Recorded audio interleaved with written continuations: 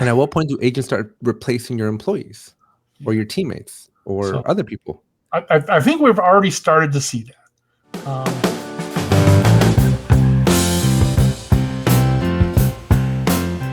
Hey everyone, welcome back to the DevOps Roundup podcast. It's just Sean and I. We're virtual again, but today we're going to be having the conversation of AI agents. Are they here to replace your software developers, or are they here to double down the need for even more software developers? We're going to talk about that in today's episode. Yeah. Hi, everyone, and welcome to DevOps Roundup. So Sean, where do you stand with AI agents? Should we start with what is an AI agent? Yeah, we should, because AI agent is, not necessarily the newest thing on the block with AI, but fairly recent, within the last 6 or so months, that, we're getting to the point where we are now crafting things in AI that can go off and do things on our behalf. And that's a very high level definition of what an agent is. That's not a bad way to put it, but yeah, it's slightly different than what we're used to as far as the mainstream interactions with ChatGPT, because that's you and GPT talking to each other, whether it's you and Claude, you and Gemini, more of a chat type, yeah, interaction. Yeah. But the agent is more of a, I need you to go do this for me. Mm-hmm. Almost like a reminder from Alexa, right? Where it's like, hey, remind me to do this, except this can actually go and take actions. Mm-hmm. No, the Alexa analogy makes perfect sense, because you can create, what do they call it? Actions or something like that? No? Intents, or something like that? But anyway, you can create little applets or whatever they call it, and it's like, it was a perfect analogy, and then I just blew it because I couldn't remember the name of what they call it. But yeah, no, I think is it functions. But anyway, you can create them in the Alexa, in the app. Yeah, I think iOS has these little shortcuts, right? Where if this, then that. Yeah. And I've got a number of those set up when I originally set up my home automation. So depending on what I say, and if it's a particular time of day that I say it, it does different things. And normally it's like turning on a subset of lights in the house, or playing the radio channel I want to listen to in a particular room at that time of day. So if I say like, Alexa, play radio, and it's in the morning, they're going to play my morning show. If I ask it in the afternoon, they're going to play a station that I grew up with back on the East Coast. But this agentified AI is way more capable than something simple as turning on a light or off, right?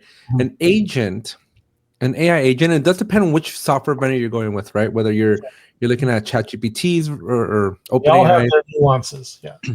Yeah, Rovo from Atlassian has their nuances that we can get into details as well, right? But every single one of them is going to do things slightly different. But the general consensus is that you can basically build an army, right? If we want to quote, yes, you could, yeah. I'm trying to be coy and quote Loki from Avengers. I have an army. Yeah, we have a Hulk. Yeah, you have a Hulk. But you can basically build an army, right? A group of teammates is what I like how Atlassian names their agents, right? Because Atlassian doesn't see the agents as competitors, but rather virtual teammates. But you can build this like world where you do have experts in finances, experts in marketing, experts in legal, and you now have this virtual team that you can interact with, ask questions, and drive decisions faster. Yeah, so it's interesting that, because I also see it as like, you build your financial agent, but then you can overload them, and it's not a problem. So like, if I have a financial advisor, I don't expect them to answer 100 tax questions all at once. I'm going to get that back, when they have time, serial manner. But I can ask my financial agent 1,000 questions all at once, and it goes and does it all at the same time, and I get it all back in parallel. But one caveat to that, though, is that these agents are task specific. They are. As in, you just can't have a finance agent that helps you with your finances, but you can have an agent that calculates some specific calculation reliably each and every time when you ask it, I need this number. Yeah, it makes sense to kind of step back a little bit. So, like, yeah, with the agents, I can say, you're my real estate agent, but really, I'm asking you to look at like Redfin and Zillow and on a daily basis and bring me a report back. Right. And For a that's specific area yes, at a exactly. specific price point.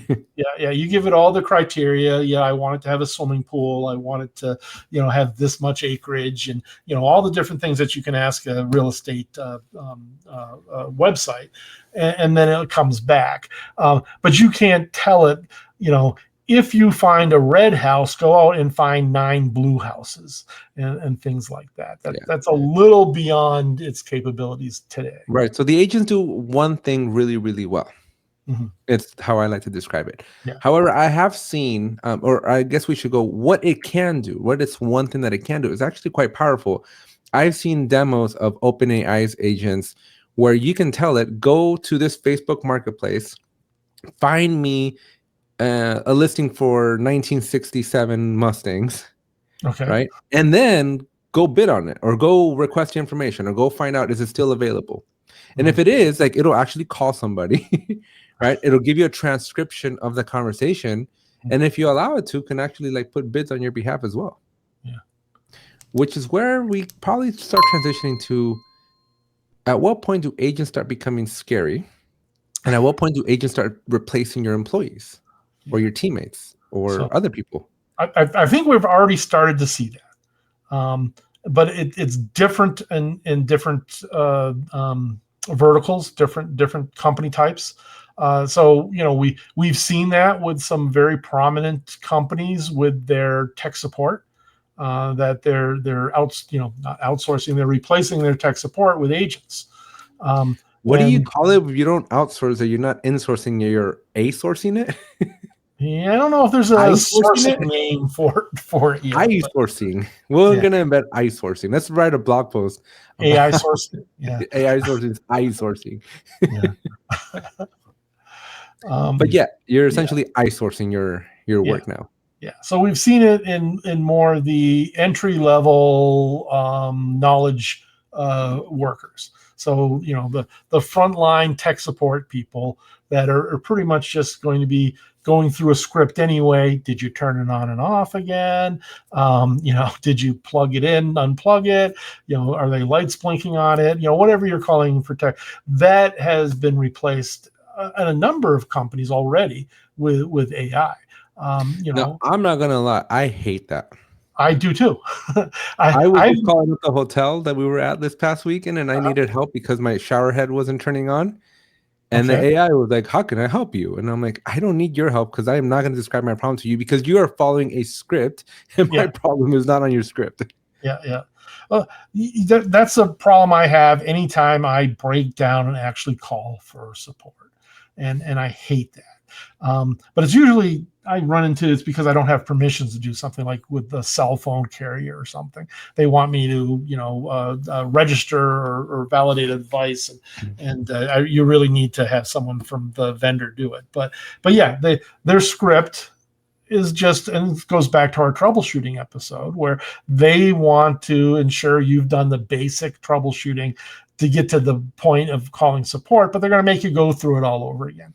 And I absolutely hate that. But and in fact, I used to have a brick in the office, and I would use the brick with my employees, not hitting them with the brick per se, but I would say, look, you have to call tech support for this device.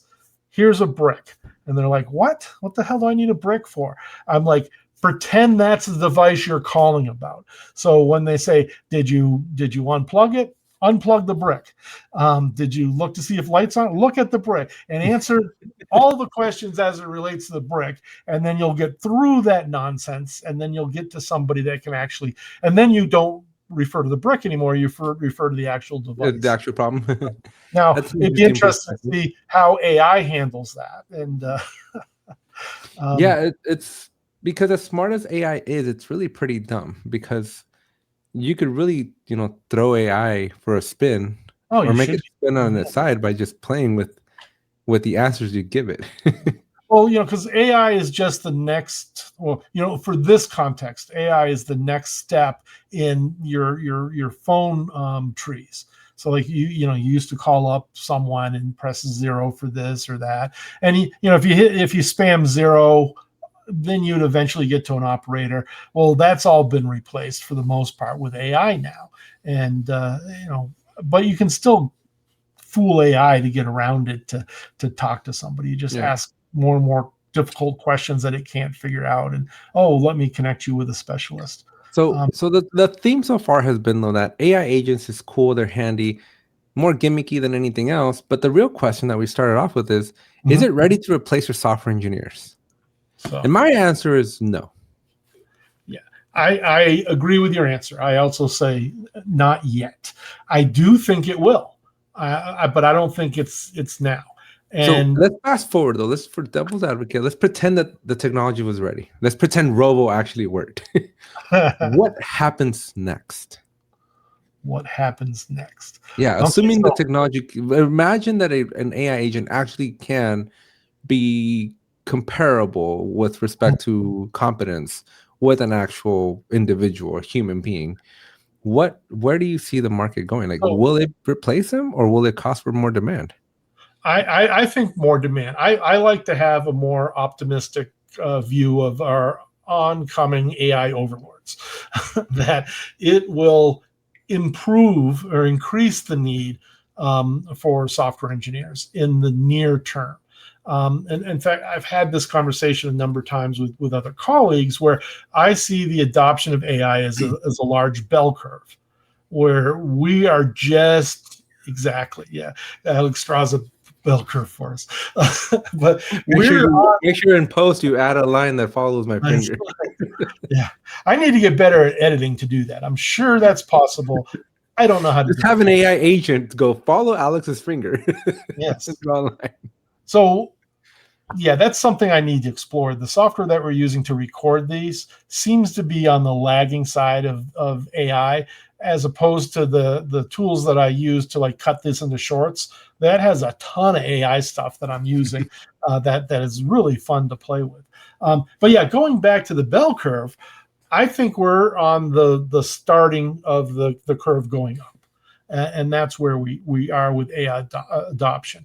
But I believe as we're climbing that curve, that there's going to be more need for software engineers to validate what AI is doing, to work with AI, to bring it into the software development groups, and it basically is going to have an explosion of the amount of code that is created and the creativity of that code.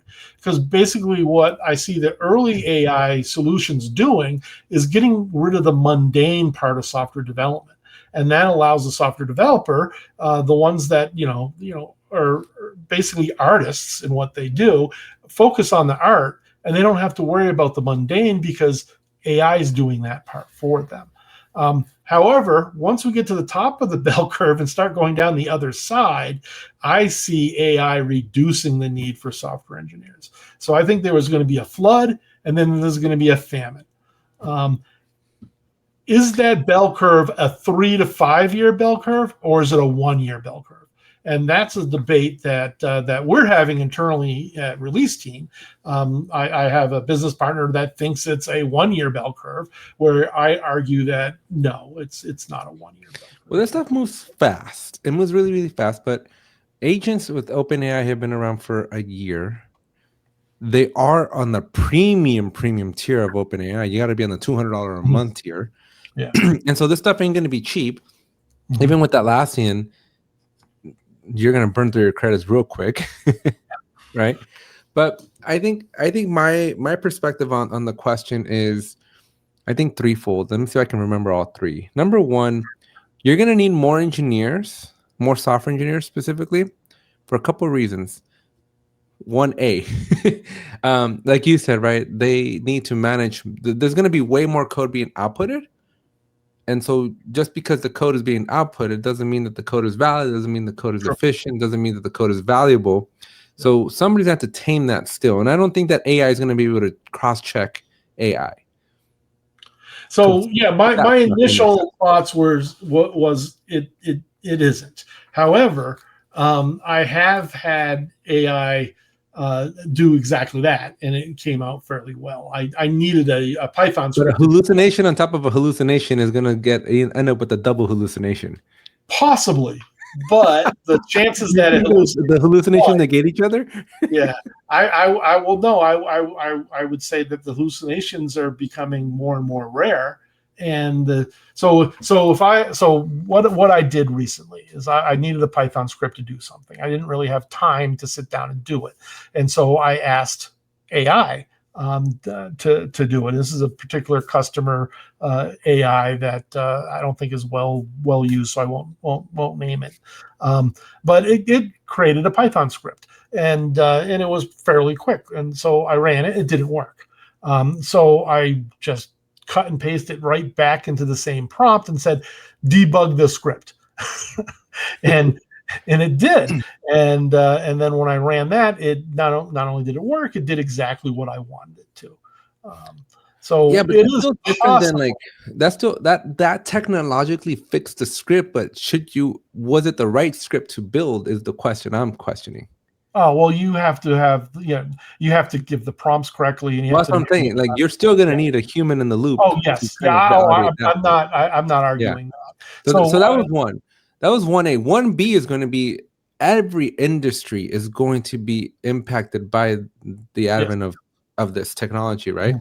Which means that every industry, regardless of what industry you're in, will need to be software driven,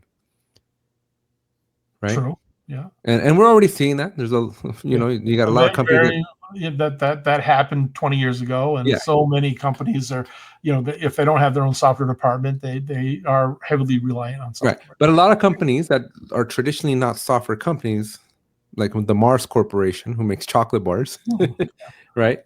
Did they just file for Chapter 11? Did they? I don't know. So Mr. Beast is taking over the world. Feastables is the only way. Chocolate company filed for it today. It was at least that was the clickbait that came across my phone. It's because Feastables. The Feastables taking over. The rise of the influencer is upon us.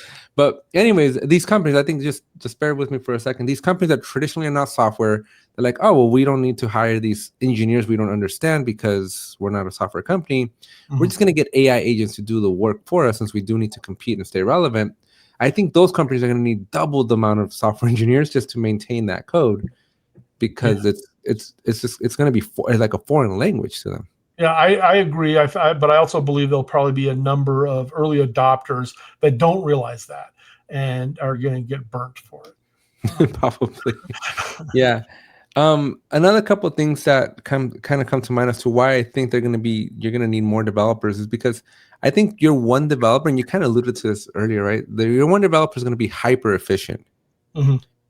But imagine if you're able to take a regular software engineer and make them a 10x developer by giving them all these agents. Well, what happens when you 10x your developers? Yeah, you're producing at 100x output. Yeah, right. So replacing point is a breaking point. Yeah, but just keeping it number simple.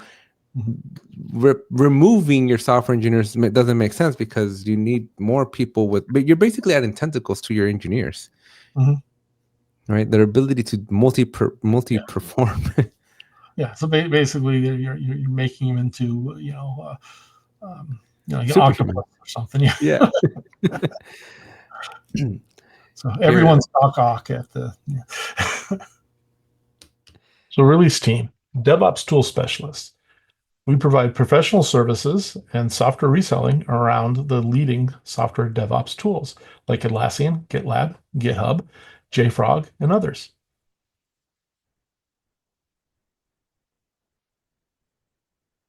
To talk with us about DevOps, here's our contact information. Please call 866-887-0489 or via email at info@releaseteam.com. I think so. I mean, it is interesting though, right? But you're going to need smarter and more competent engineers, if anything. Yeah. Because you can't hire a software engineer that knows how to do one task because that's the agent.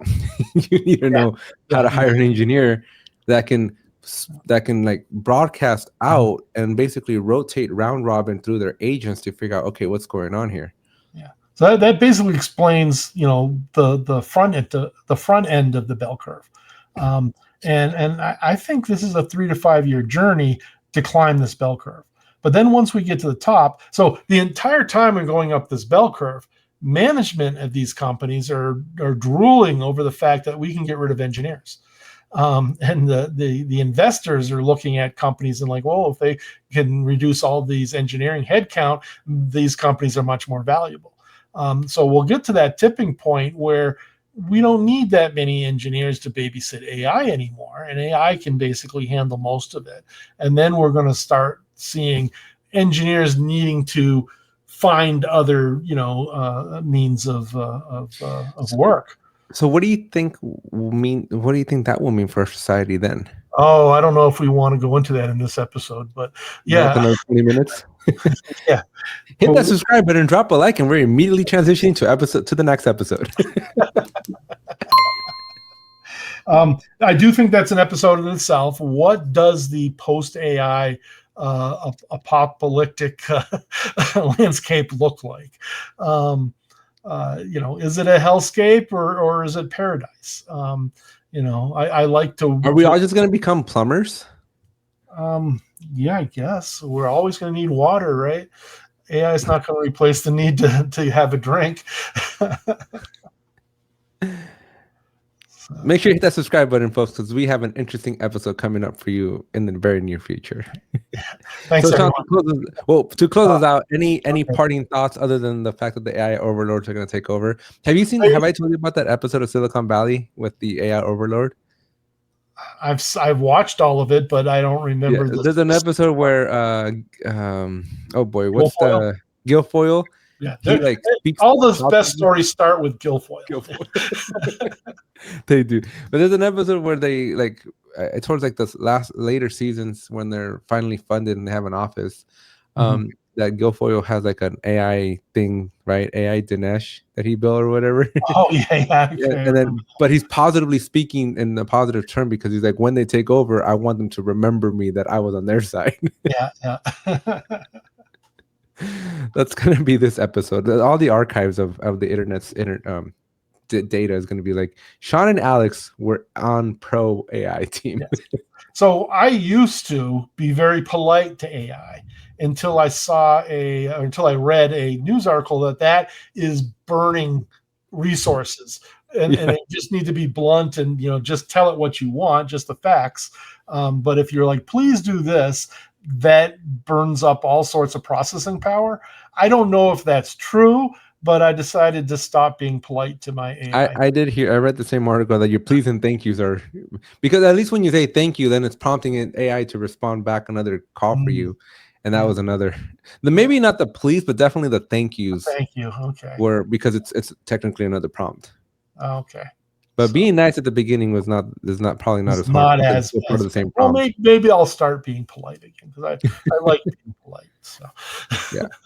All right. Well, let's really close it out this time. Yeah. I for one think if you're a software engineer, I'd be a little cautious right now because I think, like you said, right, a lot of investors are looking to see how many heads you can cut.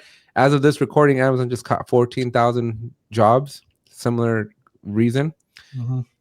Amazon, I think we went through this shift through like Facebook and a couple of companies over the last couple of years. They're all in a hiring spree right now to get software engineers again. Yeah. So they Amazon just laid off a ton of people in the last week or so.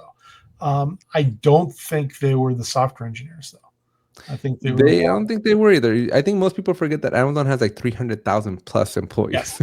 Yeah. So when they drop 30,000 people, that's not that many to them.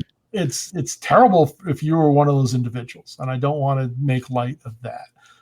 But if we're just thinking of DevOps and software engineering, I don't believe that there was a significant number of those in recent layoffs. Yeah, unless you're at Microsoft, because I heard they were just firing engineers left and right over the last. Yeah, I was semi following that, but I didn't necessarily land on like a common thread of who Microsoft was letting go. A number of people I'm on LinkedIn with were affected, but I didn't know them very well. It's more there were 2 or 3 connections away from me. Yeah, I think if you're watching this and you're worried, I would fully embrace AI and figure out how do you stand out in your company as a power user of AI. Because I know that on top of every CEO's mind right now is how can we benefit from AI? I think this is a conversation you and your co-founder were having, right? Yeah. So for me to come to you and Sean, look at these 10 new use cases, look at these 10 new awesome things, look at these cool new things that I'm making with AI, that's going to cause you to go, ooh, tell me more. Exactly. Well, Right? one of the conversations I had earlier today was, other than learning AI prompt and creating agents, what's is the underneath layer that you need to know as a software engineer? Do I need to know MCP, how no? to? Yeah. Do I know how to need to make models? Do I need to know how to configure these things? How do I make a standalone AI? How do you get Domino's to talk to Jira? I'm still on the MCP route. I'm gonna figure out how do I make a Jira ticket to order me Domino's pizza delivered to my house. I'm sure that's possible now. Yeah. So, So if you that's just not. start seeing random pizzas showing up at your house, you know that I did something. Did you also see that episode of Silicon Valley with all the food that got ordered Yes. Yeah. with the burgers? They got like a pallet full of burger meat. He's like, I'm gonna be more efficient. So that's also a possibility. Like that's why I'm like, I think it's foolish to fire your people because common sense is still not in AI. Yeah. I think you're 100% right. I don't trust all corporations to do the smart thing. Right. And they're gonna pay for it, right? I think they're gonna pay for it. So if you're watching this, you're lucky. You should do something positive about it. And Sure. just remind yourself of that episode of Silicon Valley where Anton ordered a pallet full of hamburger patties because it needed to get food for the entire company in the most efficient way possible. So here's a bunch of raw meat.